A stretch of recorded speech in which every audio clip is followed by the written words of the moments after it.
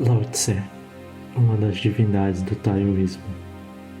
Ao falar de Lao Tse, devemos ter em mente que ele não criou a base do taoísmo, mas sim trouxe um compilado de ideias presentes nessa filosofia chinesa milenar.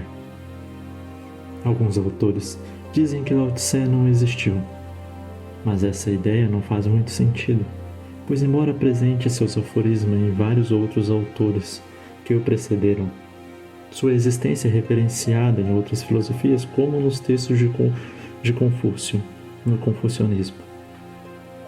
Lao Tse viveu no território que hoje se localiza a China, na província de Hunan. Estima-se que em meados de 1300 a.C. e 600 a.C., conforme a biografia de Tse Ma Tsen, escrita em 400 anos depois, após este período. Outro ponto importante é que Lao Tse tem vários nomes atribuídos a ele em sua biografia. Sua biografia é imprecisa, variando de autor para autor, em parte porque suas ideias representam uma síntese da sabedoria do taoísmo, em outra porque seu tempo de vida, segundo os historiadores, é muito impreciso, como se pode observar. A história de Lao Tse é embebida de místicas e simbolismo, e tais simbolismos se misturam aos fatos históricos e criam uma aura divina em seu entorno, cheia de significados. Entre seus vários nomes, Lao Tse, de significado ancião, é apresentado como sendo uma criança anciã, ou seja, uma criança que já veio ao mundo dotado de uma sabedoria,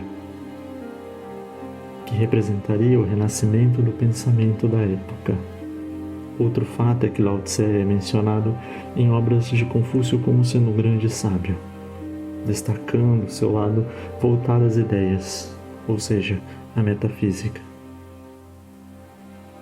Podemos destacar ainda que, segundo as tradições, Lao Tse teria se cansado do pensamento de sua época e das coisas de sua região, e teria decidido ir montado em um touro, em sentido ao que conhecemos como a Índia atualmente. Obviamente, o touro é apenas um símbolo que representa o domínio sobre si mesmo, o homem liberto. Ele é usado nesse contexto pelos que se dedicaram a estudar Lao Tse. Nesta ida rumo às Índias, quando Lao Tse estava na divisa das terras do reino de Hunan, ele teria sido abordado por um cidadão comum, um sentinela, e impedido de ir embora sem antes de deixar a sua sabedoria de forma escrita, para que não corresse o risco de perdê-la. Desta forma, Lao Tse teria descido do touro e na casa deste humilde sentinela teria escrito em uma noite os 83 aforismas sobre a vida. Lao Tse foi postumamente incorporado como divindade dentro do taoísmo, não sendo o fundador dessa religião. Eis que ela o precedia.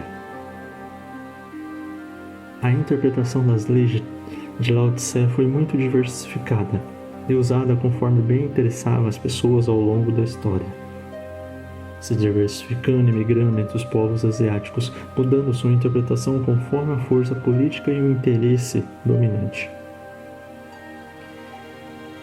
Isso é o que torna problemático compreender as ideias do taoísmo em sua verdadeira essência, pois é muito difícil tal interpretação.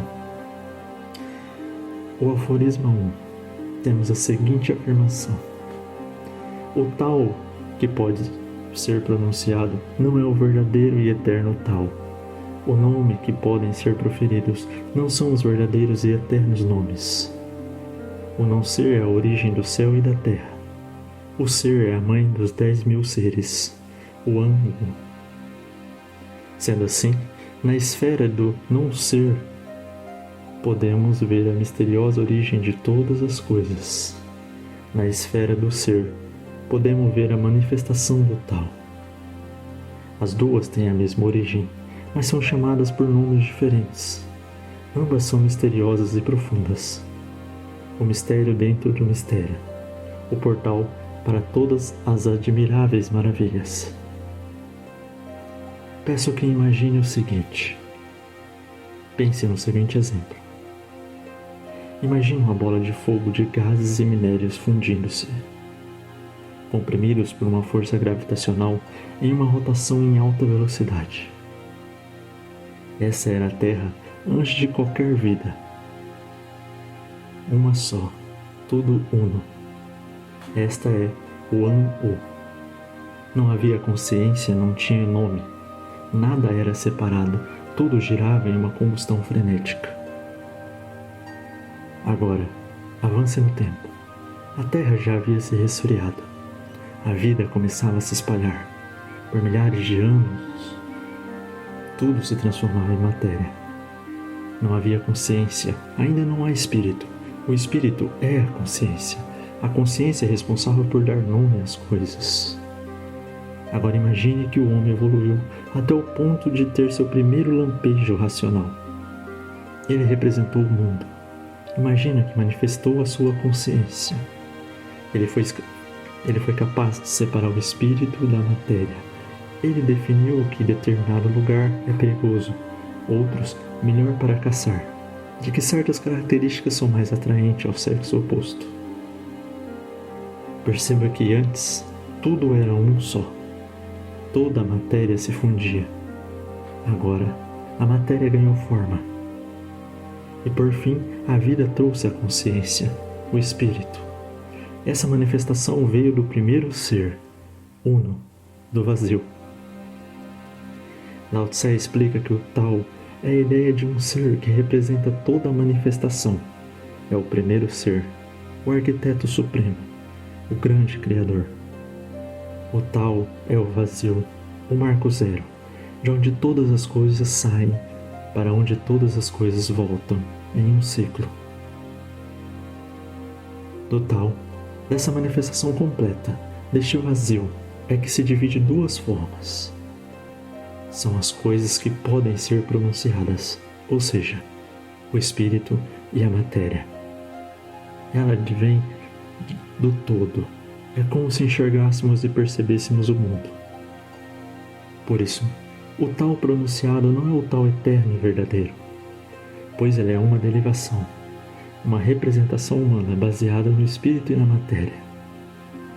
O espírito são os sentimentos e percepções como a vaidade, o orgulho, a felicidade, a dor.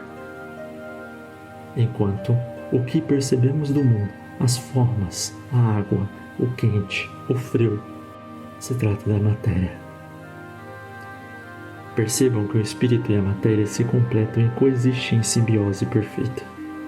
Não há separatividade, pois associamos o mundo material e o percebemos conforme nossas percepções subjetivas. Minha casa é meu lar, meu aconchego, ou seja, a matéria representando o meu espírito, e vice-versa. Pois de outra forma poderia imaginar meu lar como desconfortável. Perceba que é tudo uma questão de percepção. A separatividade é uma grande ilusão. Ela somente existe em nosso pensamento, no campo do nosso espírito. Tudo que sua consciência imagina é uma forma de separação, pois tudo que imaginamos é uma manifestação de separatividade. Se você idealiza seu amor por alguém, você se desprendeu, se separou do todo, ou seja, de todos os outros possíveis amores, de todas as outras pessoas. Você separou uma imagem. Desta forma, ter a consciência dessa separatividade do pensamento é importante para nos aproximarmos da unidade, do Tao. Saber que tudo o que imaginamos é uma representação terrena do mundo material nos permite compreender, racionalizar, de que somos dono de nada, que nada temos, que nada pertence a nós, que apenas sentimos ser, sentimos ter. Pois o objetivo é reconhecer a unidade do espírito e a matéria, as maravilhas da ausência de posse e propriedade sobre o ser e as razões. Pois quando vejo uma árvore frutífera e não tenho nenhum desejo de posse sobre ela, por exemplo, assim eu não me importo. Na verdade, eu até desejo que meus semelhantes, os seres que dela possam necessitar para se alimentar, dormir, se abrigar, assim o façam, pois tenho a consciência de que ela não é minha propriedade, mas do todo. Do contrário, se eu manifesto a posse, a minha intenção é de separar o espírito, minha percepção, da matéria. Eu passo a combater quem da árvore necessita, pois a quero somente para os meus desígnios, e assim o mundo se torna mais egoísta. Perceba que a ideia total é que a gente tem que compreender que o mundo é feito de matéria e percepção. Nosso espírito vai ditar o ritmo de como nós enxergamos as coisas no mundo. E ter essa consciência é importante para que nos controlemos, para que possamos viver de uma forma mais próxima da unidade e não de uma forma egoísta, de uma forma orgulhosa, de uma forma em que nos separamos do todo, que excluímos o resto.